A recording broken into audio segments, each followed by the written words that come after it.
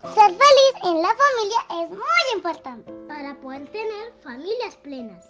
Familias Plenas es un programa de la Iglesia Adventista del Séptimo Día, Vida Plena. Con ustedes, el pastor Marcos Fabián Correa Rojas. ¡Bienvenidos! Es un placer saludarles a esta hora y compartir con ustedes una reflexión más, un tema más, teniendo como base la palabra del Señor. El día de hoy quiero invitarlos a reflexionar en una historia llena de sinsabores, una historia que tiene mucho que ver con nuestra realidad, porque de alguna manera nos retracta y nos lleva a entender que a pesar de las circunstancias difíciles de la vida, la presencia divina, la intervención divina nos puede dar la oportunidad de generar esperanza en medio del caos y de tener oportunidades para que nuestra vida pueda ser diferente por la gracia del Señor. El libro de Ruth está entre los primeros libros de la Biblia, creo que es el quinto, sexto, séptimo si no estoy mal. Tiene una historia que está relacionada con precisamente Ruth, que es una de las protagonistas de la historia, pero también hay una mujer llamada Noemí, que son las que vamos a encontrar en el trazo de toda la historia. Ruth es un libro corto y es un libro que se escribió en el tiempo de los jueces. El capítulo 1 de Ruth, el versículo 1, dice: Aconteció en los días que gobernaban los jueces, que hubo hambre en la tierra. Vamos a reflexionar primeramente en estas dos partes que acabamos de mencionar. La Biblia está mencionando que el libro de Ruth se dio en el tiempo en el que gobernaban los jueces. Y si nos preguntamos cómo fue ese tiempo en el que gobernaban los jueces, vamos a encontrar detalles interesantes en la historia bíblica. En el tiempo en el que Israel era gobernado por jueces, era un tiempo en el que la vida espiritual del pueblo de Dios parecía un carrusel de subes y bajas. Por ejemplo, Jueces, el capítulo 3, dice que los hijos de Dios se olvidaron de Jehová y que empezaron a servir a los Baales, a imágenes de acera, y adorarlas, y por eso Dios los entrega en manos de el rey de Mesopotamia, y empezaron a hacer servidumbre a ese rey durante un periodo de 8 años. Eso está en Jueces capítulo 3, el versículo 8. Y ahí observamos entonces que el deseo de Dios y lo que Dios espera de nosotros es que nosotros seamos fieles a Él. Y que cuando somos fieles a Él, Él nos bendice. De hecho, el libro de Deuteronomio, el capítulo 28, habla de las bendiciones de la obediencia. Pero tristemente el ser humano se cansa de serle fiel al Señor. Nos dejamos llevar por el entorno, porque Israel llegó, ocupó un espacio dentro del país, pero estaba rodeado por otras naciones. Y al estar rodeado por otras naciones tenía influencia precisamente de estas naciones. Y estas naciones tenían algunos sistemas de adoración que llegaron a ser atractivos para Israel. Y llegaron a corromper su adoración y a implementar acciones, a implementar hábitos, a implementar modos de adoración que no correspondían a una adoración al Dios verdadero, y a adorar a otros dioses, y esto llevó a que la ira del Señor se encendiera contra Israel. Y saben, apreciados, Si nos ponemos a ver a través de la historia, el pueblo de Dios ha sido afectado por las culturas de adoración de otros pueblos. Nada más para recordarles un ejemplo. En el año 323 de nuestra era, cuando el cristianismo todavía tenía pureza, llegó Constantino, se convierte al cristianismo y hace un pacto con ellos para no perseguirlo. Les dice: yo me voy a convertir al cristianismo, Dios me lo reveló, pero necesito que hagamos unos ajustes a la fe, y entonces vamos a adorar imágenes, y entonces vamos a adorar de esta y esta otra manera, para que podamos mezclar el paganismo con el cristianismo, y entonces hagamos del cristianismo la religión oficial. Y los líderes religiosos, que estaban cansados de la persecución, de las crisis, tomaron esto como una bendición del Señor, y entonces unieron el cristianismo con el paganismo, pero se unió con prácticas que la Biblia no aprobaba. Y esto ha hecho entonces que la influencia del paganismo se mezcle con el cristianismo, apreciados.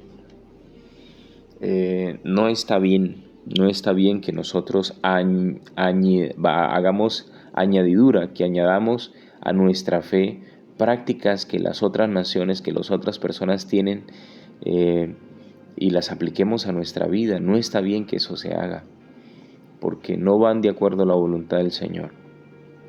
Nosotros, por ejemplo, podemos observar cómo a través de la Biblia muchas personas llegaron a tomar vino. Por ejemplo, David tomó vino, se embriagó. Por ejemplo, Noé tomó vino, se embriagó.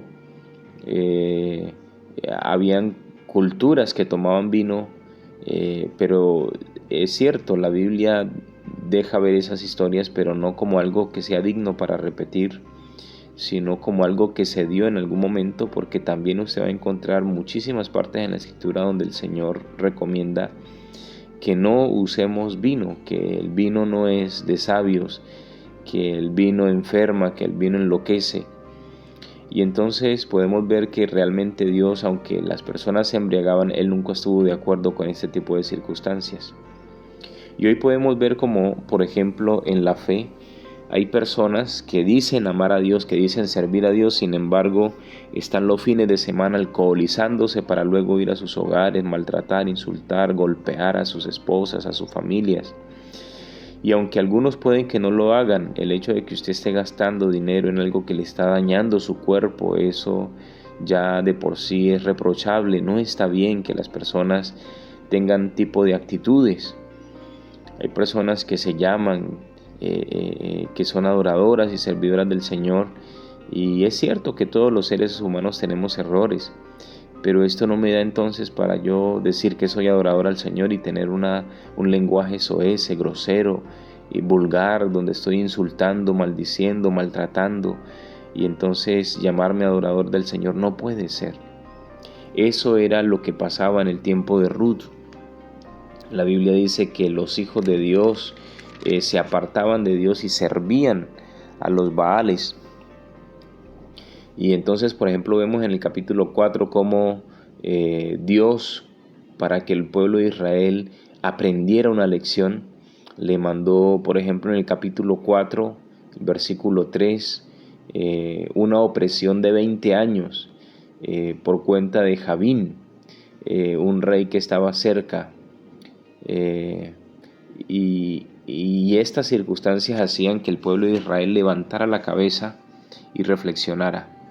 Y saben, apreciados, el deseo máximo de Dios se puede ver en la Escritura, y es que el ser humano sea salvo. ¿Salvo de qué? Del pecado, porque el pecado daña, destruye, y el pecado nos quita la oportunidad de ser parte del reino de los cielos. Es por eso que Dios a veces permite que las circunstancias duras de la vida abran nuestros ojos. Y esta servidumbre que había en el tiempo de los jueces hacía que Israel levantara sus ojos al cielo y dijera: Señor, sálvame, ayúdame, porque la opresión nos está matando. Entonces, en la vida, apreciados oyentes, en la vida a veces hay circunstancias duras, circunstancias que llegan a lastimarnos, circunstancias que nos llevan a las crisis. puede ser la muerte de un familiar, puede ser una crisis económica, puede ser una crisis en el mismo matrimonio. Y en esos momentos entonces Dios los permite no para destruir nuestra vida, sino para que alcemos nuestras manos y nuestros ojos al cielo y reconozcamos que hay un Dios poderoso que nos puede ayudar, que nos puede salvar y que desea ser nuestro amigo, que podamos entrar en comunión con Él para darnos vida eterna. Ese es el deseo de Dios que se ha mostrado a lo largo de la Escritura. Y de hecho así pasaba. El pueblo de Israel, cuando estaba en crisis, alzaba los ojos al cielo y Dios se compadecía con ellos, los salvaba, con la intención de que ellos pudiesen mantenerse firmes en la fe, pero no, otra vez se apartaban del Señor. En el capítulo 3, el versículo 13, podemos ver cómo otra vez, después de haberse apartado de Dios, Dios les manda una crisis de 18 años de servidumbre. Luego más adelante, en el tiempo de Gedeón, también llegaron los madianitas y los azotaron por 7 años, terriblemente, al punto que ellos pasaban hambres, porque ellos tenían sus cosechas y cuando ya iban a cosechar llegaban los madianitas y barrían con todo. Y era muy difícil vivir, sostener las familias cuando no había alimentos. Y en medio de esas crisis, pues Dios aparecía. Esto era más o menos lo que pasaba en el tiempo de Ruth, porque el libro de Ruth se escribió, la historia de Ruth se desarrolla en el tiempo de los reyes. En el tiempo en el que gobernaban los jueces, que no había rey en Israel. Y precisamente es otra parte que les quiero mencionar. La Biblia menciona en varias ocasiones en el libro de los jueces que en el tiempo de los jueces no había rey en Israel y cada quien hacía lo que le parecía. Parece ser que el escritor del libro de los jueces menciona como una situación importante el hecho de que el pueblo de Israel no tuviese un rey sino jueces, y que por no tener rey era que estaban pasando circunstancias, y por no tener rey era que cada quien hacía lo que parecía. Y es que, apreciados, el pueblo de Israel tenía un juez espiritual que juzgaba entre ellos, pero no había un rey que los gobernara, que los sacara a la guerra, que les pidiera impuestos. No había, porque nunca fue el deseo de Dios que el pueblo de Israel tuviese un rey. Y saben, apreciados, las naciones paganas de sus contornos tenían reyes y ellos querían ser como las naciones paganas. Saben, apreciados, no sé por qué el ser humano, bueno, yo sé, una de las razones claras y fundamentales que da la Biblia de por qué a nosotros nos encanta lo que otras personas hacen es porque en ocasiones lo que esas personas hacen va en armonía con nuestra naturaleza pecaminosa. Cada ser humano tiene una naturaleza pecaminosa que desea situaciones, que desea gloria, que desea riqueza, que desea promiscuidad, que desea placeres, que desea fama, dinero. Eso requiere nuestra naturaleza pecaminosa, nos llama a eso, pero no significa que esté bien. En el tiempo de los jueces, el rey de Israel era realmente Jehová, era Dios, el rey de Israel, y por eso Dios no colocaba reyes, porque el pueblo de Israel Dios esperaba que el pueblo de Israel tuviese una relación directa con él, de manera que esto lo llevara a crecer espiritualmente, que esto lo llevara a relacionarse con él. Cualquier necesidad que tuviera la clamara en oración al Rey del cielo y Dios le respondía. Y Dios ya les había mostrado con poder, con portentos, cómo sacándolos de Egipto había hecho milagros extraordinarios, como abrir el mar rojo, como darles pan durante 40 años en medio del desierto, como darles agua en medio de los sequedales.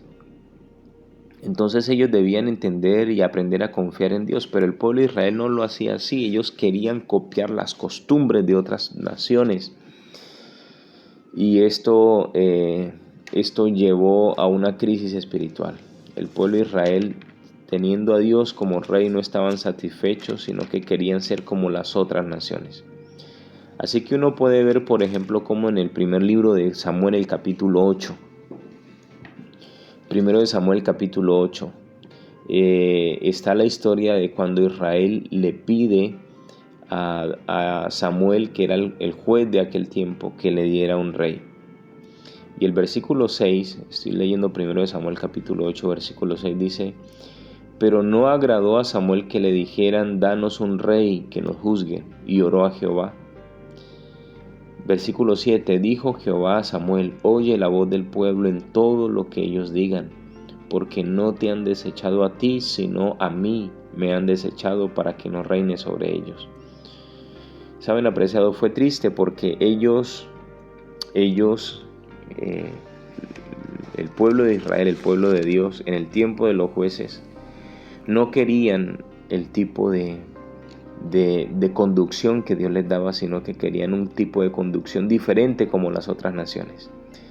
Y entonces Samuel se entristece y le dice al pueblo: no, Señor, aquí no vamos a montar ningún rey.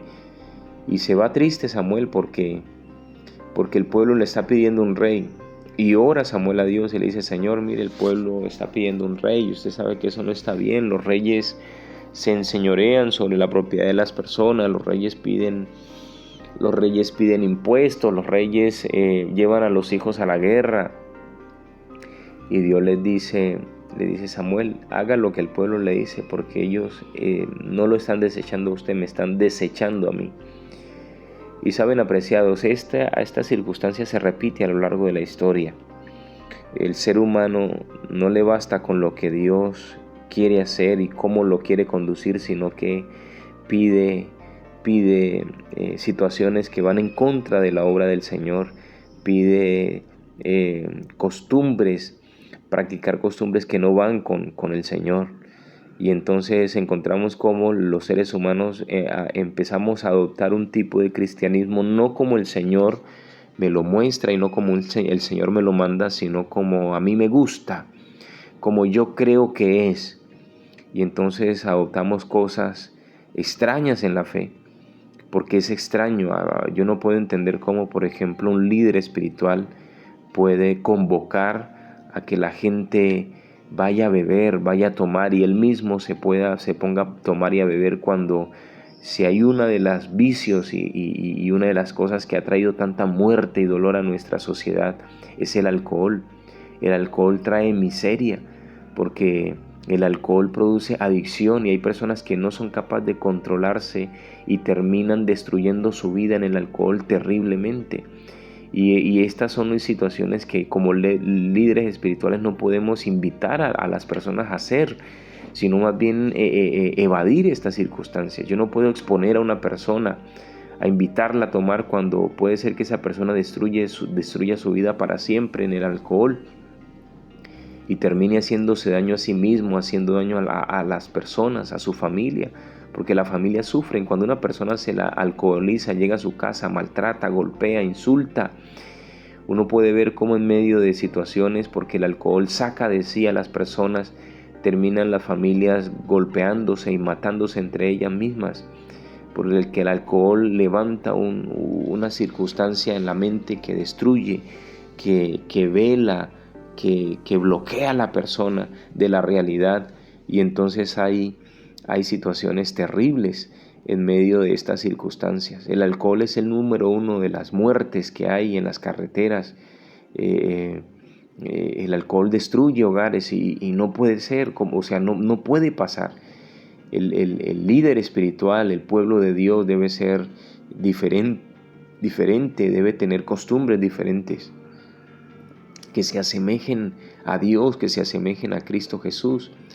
La Biblia habla de los frutos del Espíritu: el amor, gozo, paz, la paciencia, el dominio propio está entre ellas. Yo no puedo darle al cuerpo todo lo que me pida solo porque es agradable, no apreciados. En el pueblo pagano, en las culturas paganas, habían situaciones en las que sexualmente el pueblo se depravaba y adoraban a sus dioses paganos con lujuria, con lascivia, con situaciones de esas. Y hay personas que les encanta eso. Pareciera que tienen una fe en las que les permite ser infiel a su esposa, a su esposo, tener otra persona y luego estar el fin de semana en una comunidad adorando. Eso no es válido, eso no se puede permitir, eso no es bíblico. Y aunque todo el mundo lo practique, no significa que esté bien. Y aunque la mayoría lo haga, no significa que sea correcto. Así estaba el pueblo de Dios en el tiempo de los jueces. En el tiempo de los jueces. Y como consecuencia, dice Ruth capítulo 1, versículo 1, que hubo hambre en la tierra. Y es que Dios lo había prometido en el libro de Deuteronomio, el capítulo 28. Dios les había dicho que si ustedes son fieles a mí, yo les voy a dar la lluvia a su tiempo. Yo les voy a prosperar la tierra, yo les voy a prosperar la salud. Pero si el pueblo de Dios se apartaba de él, Dios había prometido que iba a poner los cielos como bronce y la tierra como hierro, porque no les iba a dar lluvia para que fueran prosperados. Así que lo que podemos ver aquí es una comunidad que va en contra de la voluntad del Señor. Y Dios, por ende, les manda unas crisis. Y la crisis entonces afecta tanto a justos como a injustos. Porque es que aunque el pueblo de Israel estaba apartado del Señor, no todo el pueblo de Israel era corrupto. Y esta familia, la familia de Noemí, la familia de Elimelech y de sus hijos, vamos a ver en el próximo episodio, en el próximo programa de Vida Plena, que esta familia era una buena familia. Pero por la circunstancia de la mayoría, del pecado de la mayoría, del pecado colectivo, se llama así, pecado colectivo. El pecado colectivo afecta a los inocentes. Vamos a poner un ejemplo. Papá y mamá tienen dificultades, tienen crisis en el hogar, y entonces se dejan llevar de la envidia, de los celos, del enojo, de la frustración. Se dejan llevar de todo eso y destruyen el hogar. Ellos son los culpables, papá y mamá, porque se dejaron llevar, porque no fueron maduros para resolver las situaciones, porque no fueron maduros para discutir, para conversar, se hirieron, se dañaron, se hicieron daño, fueron negativos, no creyeron, etcétera, las diferentes circunstancias que llevan a destruir un hogar.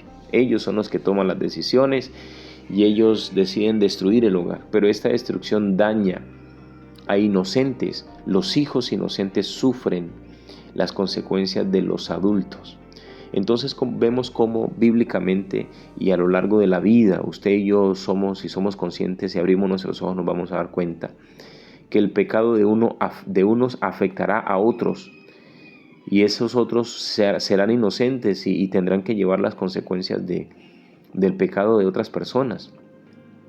Entonces vemos cómo la falta de herramientas o la falta de práctica de la fe en la vida de una pareja puede llevar a una crisis, romper las relaciones, y puede llevar a aguantar hambre a los hijos, porque ahora el sustento se acaba, porque ahora el papá no quiere responder por los hijos, porque ahora pelean y no se quieren ver en uno al otro. Entonces la mamá impide que los hijos vean al papá, y todo eso, o sea, los hijos son los que terminan llevando todas esas circunstancias que nunca debieron haber llevado, y son inocentes. Entonces vemos cómo aquí en el libro de Ruth, Noemí y Elimelech son inocentes porque son una familia piadosa, pero como la mayoría del pueblo está en pecado, entonces los está afectando a ellos, y por causa de esta afectación entonces ellos tienen que buscar cómo resolver, porque por causa del pecado de Israel, por causa del pecado colectivo del pueblo, el pueblo de Israel está llevando del bulto, en términos generales, tanto buenos y malos, y entonces hay hambre en Israel. Podemos ver, por ejemplo, cómo usted va bien para su casita, en su motico, en su carro, o de pronto a pie. Usted va caminando y de repente aparece en la vía un tipo que va borracho, que va ebrio y que no está dueño de sí mismo, que tiene la realidad distorsionada por el alcohol, y de repente lo choca a usted, mata a su hijo, a su hija, le parte las piernas, deja inválido a una persona por el accidente. Este tipo de circunstancias las vemos constantemente. Usted va tranquilo, usted va haciendo las cosas bien, usted va respetando las normas de tránsito, pero el otro que va alcoholizado le destruye su vida, Y entonces vemos cómo justos terminan pagando las consecuencias de los pecadores, de las personas que se apartan del Señor y que son irresponsables. Eso pasó en el tiempo de los jueces. El pueblo de Israel decide irse de Dios, apartarse de Dios, y entonces eso afectó la vida de la familia de Noemí y Ruth. Y la Biblia dice que como hubo hambre en la tierra, un hombre de Belén fue a vivir a los campos de Moab con su mujer y sus 2 hijitos.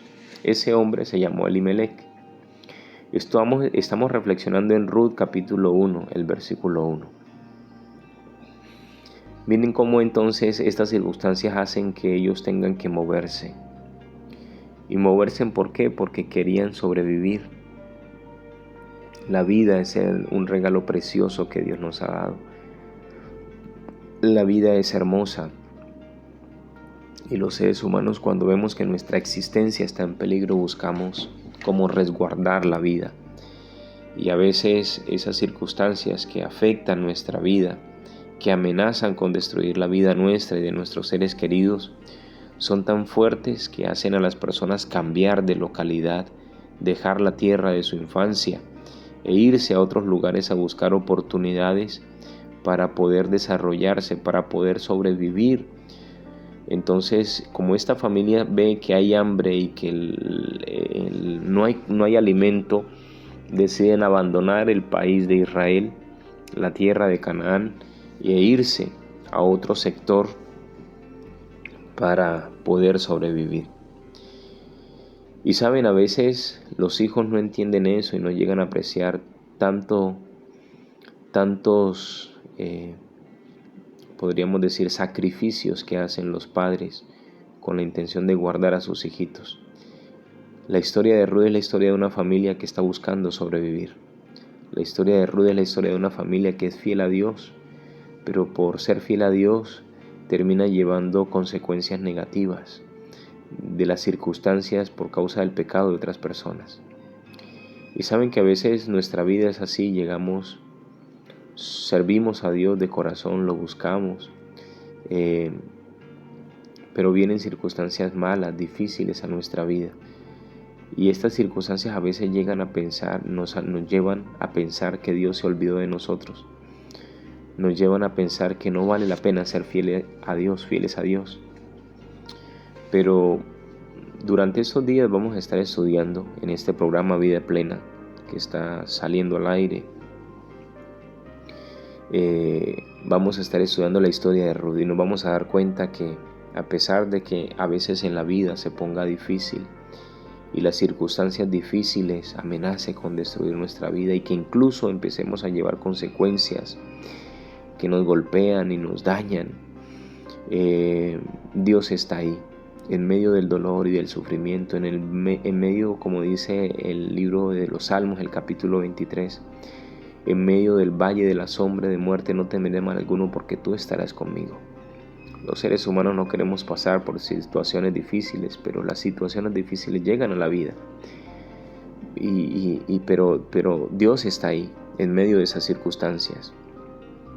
Así que si estás sufriendo, así que si por alguna razón estás teniendo crisis, así que si por alguna razón eres inocente y estás llevando las consecuencias difíciles de las malas decisiones de otras personas, quiero decirte que Dios está al control. Dios está al control y aunque Él no hizo el sufrimiento, porque el sufrimiento viene de parte del enemigo, Él está ahí y no te ha abandonado y no te abandonará. Debes estar pendiente al siguiente tema porque vamos a estar estudiando la vida de esta familia y nos vamos a ver cómo Dios se glorifica y saca en bendición a esta familia. Voy a orar por ti. Bendito Señor, Dios de misericordia, alabamos tu nombre. Y te damos gracias, Señor, porque una de las cosas hermosas que genera tu palabra en nuestra vida es la esperanza. Permite, Señor, que si hay alguien sufriendo pueda sentir la consolación de tu presencia y que le haga sentir, Señor, que tú estás ahí a pesar del dolor, tú estás ahí y te vas a glorificar en la vida de ellos. Guárdanos, Señor, en Jesucristo. Amén. Es un placer haberles saludado. Con ustedes, Marco Fabián Correa Rojas. Si desean que les otorguemos algunos libros que les pueden ayudar a ampliar su vida espiritual y a crecer, escríbanos al WhatsApp 313-200-5586. 313-200-5586. Dios les bendiga y que tengan un feliz resto de día.